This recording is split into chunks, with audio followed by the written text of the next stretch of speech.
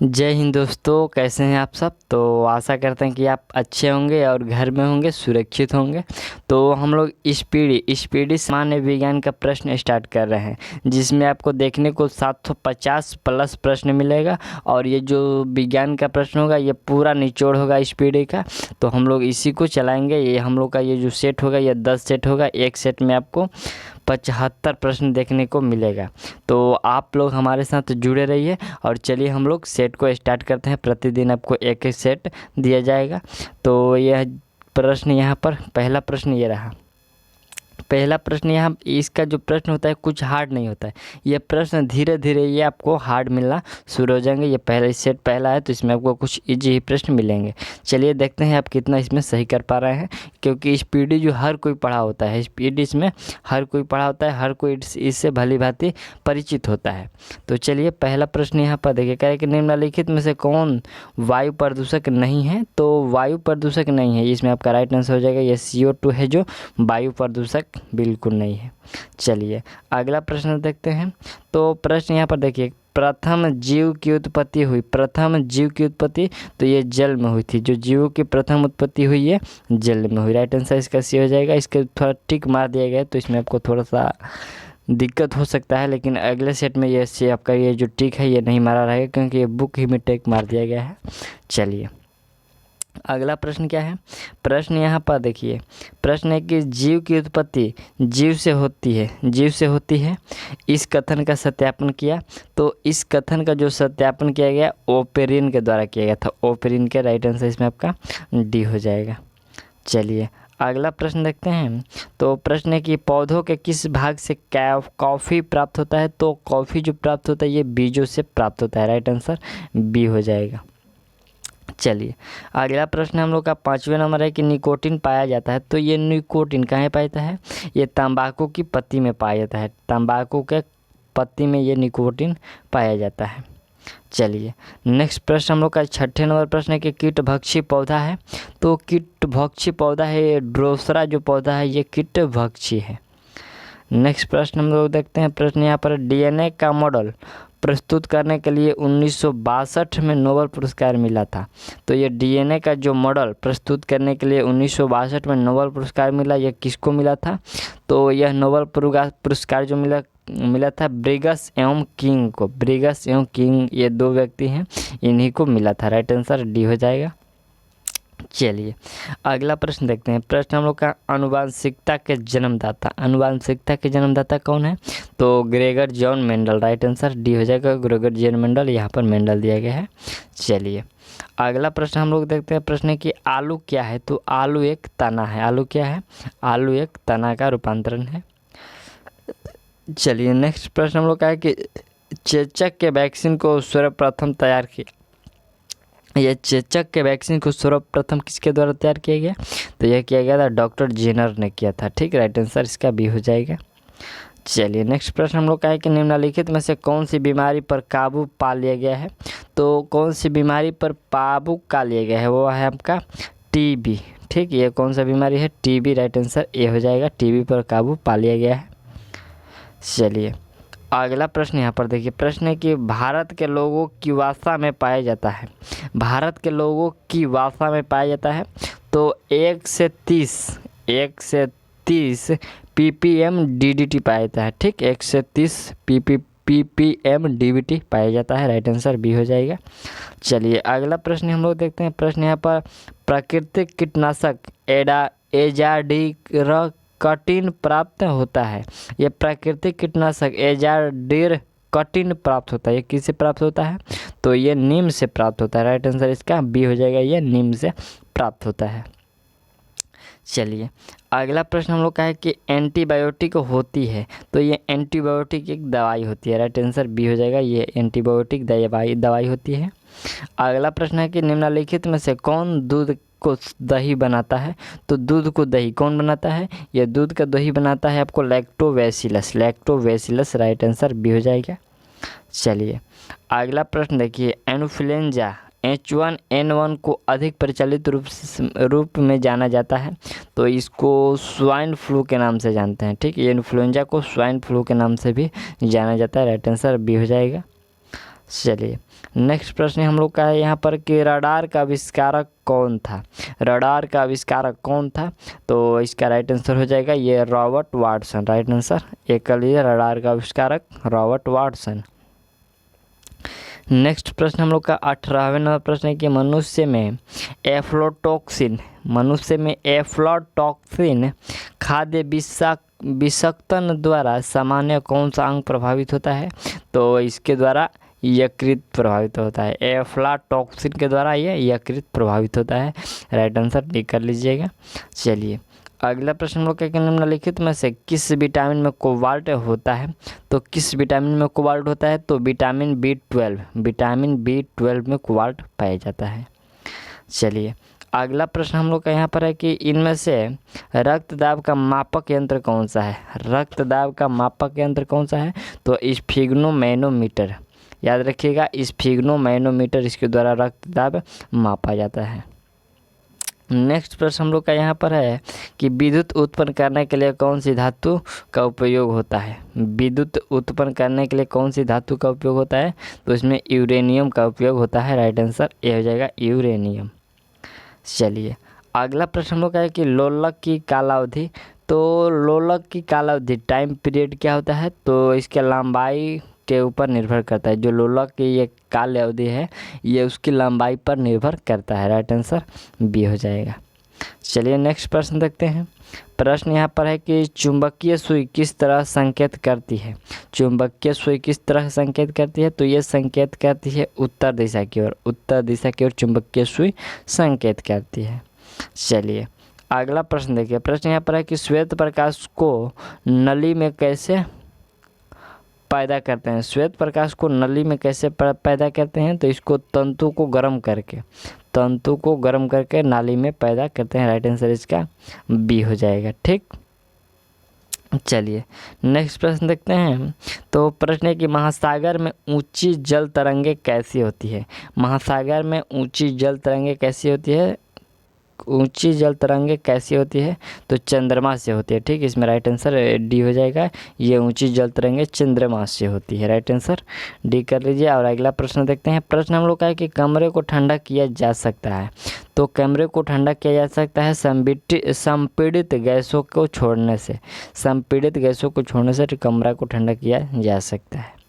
चलिए अगला प्रश्न देखते हैं। प्रश्न यहाँ पर कहा है कि प्रकाश में 7 रंग होते हैं, रंगों को अलग करने का क्या तरीका है, तो जो प्रकाश में 7 रंग है उसको जो अलग करने का तरीका है, एक प्रिज्म से रंगों को अलग किया जा सकता है। एक प्रिज्म ऐसा होता है, यह प्रिज्म ऐसा होता है, यहाँ पर जो श्वेत प्रकाश पड़ता है तो यहाँ से 7 रंगों का विक्षेपण हो जाता है। इसी को वर्ण विक्षेपण बोला जाता है। ठीक, चलिए तो अगला प्रश्न देखते हैं। अगला प्रश्न यहाँ पर हम लोग का है कि सूर्य ग्रहण तब होता है जब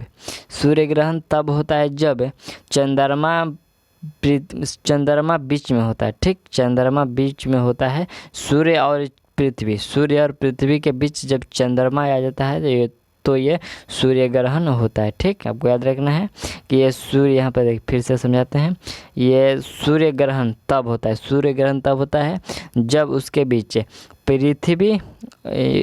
जब पृथ्वी और सूर्य के बीच में चंद्रमा आ जाता है। ठीक, ये दोनों, ये पृथ्वी हो गया और ये सूर्य हो गया, इसके बीच जब चंद्रमा आ जाएगा तो ये सूर्य ग्रहण हो जाएगा। चलिए अगला प्रश्न हम लोग का है कि सबसे छोटा दिन कब होता है। तो ये 23 दिसंबर को होता है। राइट आंसर ए हो जाएगा। चलिए अगला प्रश्न यहाँ पर हम लोग का है कि सोने को घोला जा सकता है। ये कैसे, तो 3 भाग हाइड्रोक्लोरिक अम्ल तथा 1 भाग नाइट्रिक अम्ल में। ठीक, 3 भाग हाइड्रोक्लोरिक और 1 भाग नाइट्रिक अम्ल में इसको घोला जा सकता है सोने को। चलिए नेक्स्ट प्रश्न हम लोग का है कि चूहे मारने की जहर किस रासायनिक पदार्थ से बनती है, तो ये चूहे मारने की जो दवा है ये बनती है पोटेशियम साइनाइड से। किससे बनती है, पोटेशियम साइनाइड से। राइट आंसर इसका सी हो जाएगा। चलिए अगला प्रश्न हम लोग देखते हैं। तो प्रश्न है कि हाइड्रोजन को जलने से क्या बनेगा, तो उसके जलने से पानी बनेगा। आपको राइट आंसर डी हो जाएगा, ये पानी बनेगा। चलिए अगला प्रश्न देखते हैं। प्रश्न है कि मायोग्लोबिन में कौन सा धातु होता है। मायोग्लोबिन, यहाँ पर हीमोग्लोबिन होना चाहिए, यहाँ पर हीमोग्लोबिन होगा। हीमोग्लोबिन में कौन सा ये धातु होता है? तो लोहा होता है। राइट आंसर डी हो जाएगा। चलिए अगला प्रश्न देखते हैं। प्रश्न हम लोग का है कि एस्पिरिन कहाँ से मिलता है? एस्पिरिन कहाँ से मिलता है? तो यह एक पेड़ से मिलता है। इसका आपका राइट आंसर डी हो जाएगा, यह एक पेड़ से मिलता है। चलिए नेक्स्ट प्रश्न देखते हैं। तो नेक्स्ट प्रश्न यहाँ पर आपका ये रहा है। प्रश्न है कि पीतल कौन सी धातुओं का मिश्रण है? पीतल कौन सी धातुओं का मिश्रण है? तो ये तांबा और जस्ता का मिश्रण होता है। राइट आंसर डी हो जाएगा। चलिए नेक्स्ट प्रश्न हम लोग का 36 नंबर प्रश्न है कि तैरने के तालाब में तैरने से मनुष्य की त्वचा जल जाती है, ऐसा क्यों?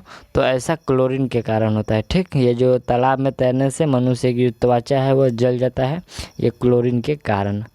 चलिए अगला प्रश्न देखिए। प्रश्न यहाँ पर हम लोग के जब वैद्युत ऊर्जा गति में परिवर्तित होती है तब, जब वैद्युतिक ऊर्जा गति में परिवर्तित होती है तब 30% ऊर्जा की ऊष्मा की हानि होती है। ठीक, 30% ऊष्मा की हानि होती है। चलिए नेक्स्ट प्रश्न देखते हैं। प्रश्न हम लोग का है कि शक्कर के किनोन से बनता है। शक्कर के किनोन से क्या बनता है? तो इथाइल अल्कोहल बनता है। राइट आंसर ये हो जाएगा, शक्कर के किनोन से इथाइल अल्कोहल बनता है। चलिए अगला प्रश्न हम लोग का है कि अम्ल वर्षा होती है। ये अम्ल वर्षा होती है तो कारखानों से होती है। ये अम्ल वर्षा होने का कारण है कल कारखाने के धुएँ। चलिए अगला प्रश्न हम लोग देखते हैं। प्रश्न 40 नंबर प्रश्न क्या कर रहे हैं कि गेहूं की खेती के लिए कौन से उर्वरक उपयोग करेंगे? कौन सी उर्वरक उपयोग करेंगे गेहूं की खेती के लिए? तो इसमें अधिक उपयुक्त होता है नाइट्रोजन। ठीक, इसमें यूरिया दिया जाता है जिसमें ये नाइट्रोजन की मात्रा अधिक होती है, इसीलिए इसमें नाइट्रोजन दिया जाता है। चलिए अगला प्रश्न देखते हैं कि जब एक पत्थर को चांद की सतह से पृथ्वी पर लाया जाता है तो इसका भार बदल जाएगा परंतु द्रव्यमान नहीं। जब एक पत्थर को चांद की सतह से पृथ्वी पर लाया जाएगा तो इसका भार बदल सकता है लेकिन द्रव्यमान नहीं बदलेगा। ठीक, चलिए अगला प्रश्न देखते हैं। प्रश्न क्या है? प्रश्न है कि आप लिफ्ट में खड़े हैं, लिफ्ट में फर्श पर आपके भार द्वारा रहा बल।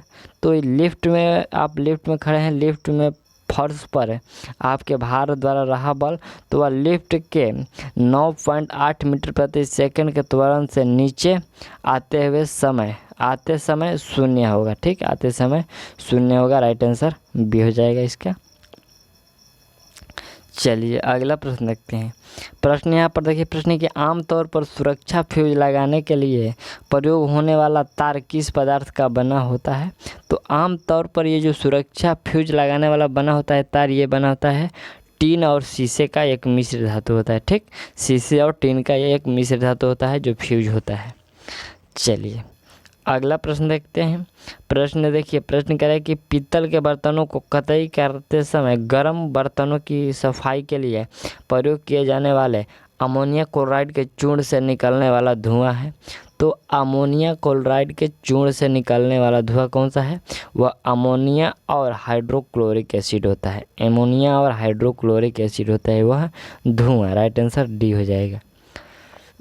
चलिए नेक्स्ट प्रश्न देखते हैं। तो यहाँ पर प्रश्न ये रहा। प्रश्न क्या कह रहा है? प्रश्न कह रहा है कि जास्ते के एक आयरन का भाग घनत्व 7100 किलोग्राम मीटर क्यूब को 2 आयतन भाग तांबा घनत्व 89,900 किलोग्राम मीटर क्यूब से मिलने पर पीतल बनता है। पीतल का घनत्व क्या होगा? तो उस नए पीतल का जो घनत्व होगा वह 83,000 किलो प्रति मीटर क्यूब होगा। ठीक, इसमें आपका राइट आंसर बी हो जाएगा। चलिए अगला प्रश्न देखते हैं। तो ऑप्शन क्या कह रहा है कि अल्कोहलिक खमीर का आखिरी उत्पाद क्या है? अल्कोहलिक खमीर का आखिरी उत्पाद क्या है? तो ये इथाइल अल्कोहल है। आपका राइट आंसर सी हो जाएगा, इथाइल। चलिए तो इसका राइट आंसर सी हो जाएगा, इथाइल अल्कोहल। और अगला प्रश्न देखते हैं। प्रश्न यहाँ पर कह रहा है प्रश्न है कि हाइड्रोक्लोरिक एसिड कांच की बोतल में नहीं रखा जाता है क्योंकि वह अभिक्रिया करता है। वह अभिक्रिया करता है कांच की सिलिकॉन डाइऑक्साइड से। कांच के सिलिकॉन डाइऑक्साइड से यह जो हाइड्रोक्लोरिक एसिड होता है यह अभिक्रिया करता है। राइट आंसर इसका डी हो जाएगा। चलिए अगला प्रश्न हम लोग देखते हैं। तो प्रश्न है कि वायु में थोड़ी देर रखने पर किसी धातु के ऊपर के रंग और ऊपर हरे रंग की बेसिक कार्बोनेट की परत जम जाती है, वह धातु है। तो वह धातु है आपका तांबा।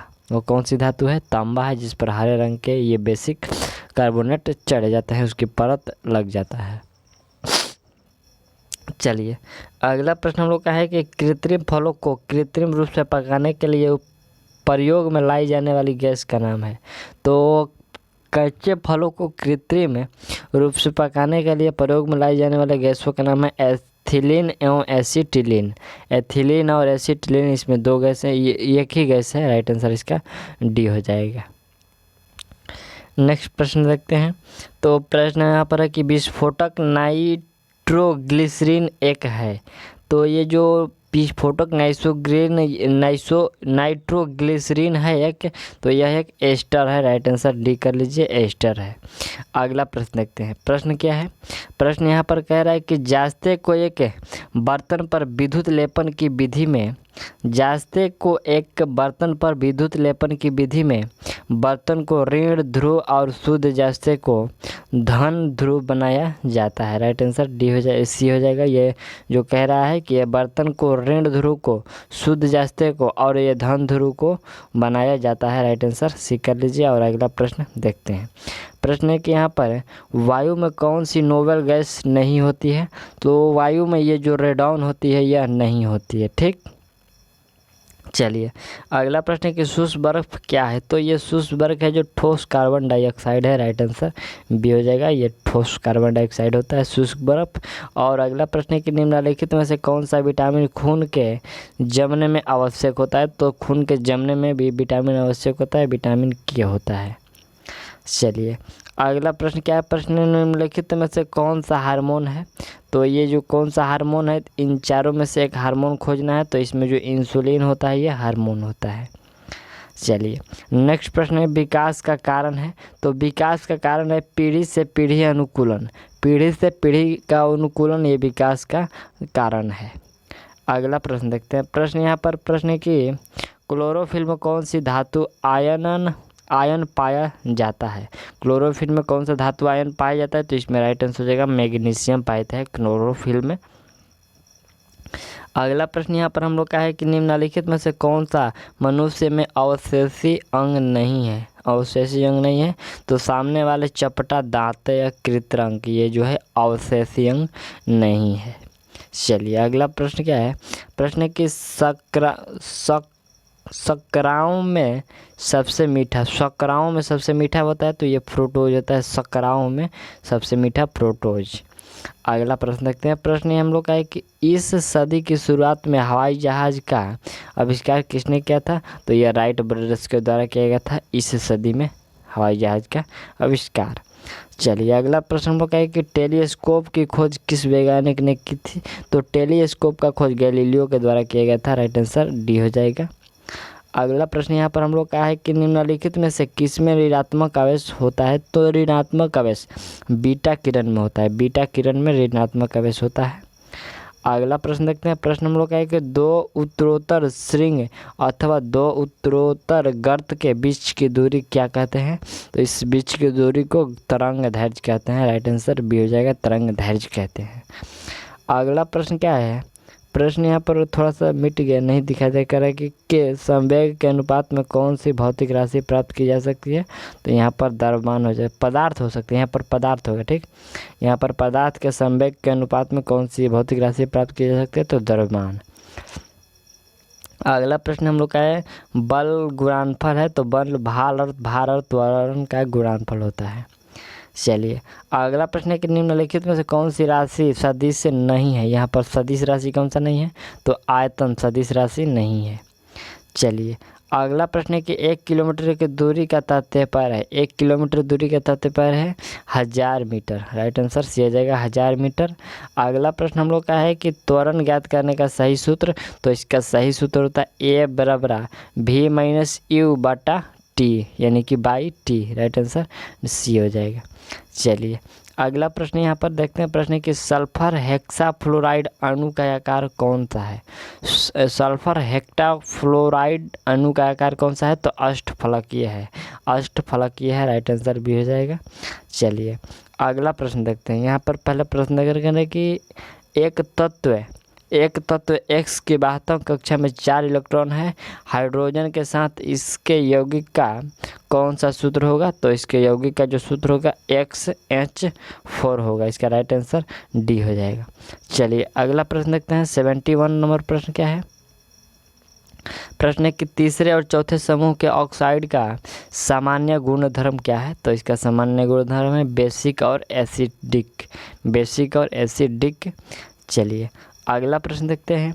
यहाँ पर प्रश्न है कि जिस तत्व के परमाणु में 2 प्रोटॉन और 2 न्यूट्रॉन हो, 2 इलेक्ट्रॉन हो, ये दो तीनों पूछा गया है, तो उस तत्व का द्रव्यमान संख्या क्या होगा, तो उसका द्रव्यमान संख्या होगा 4। राइट आंसर बी हो जाएगा 4 होगा।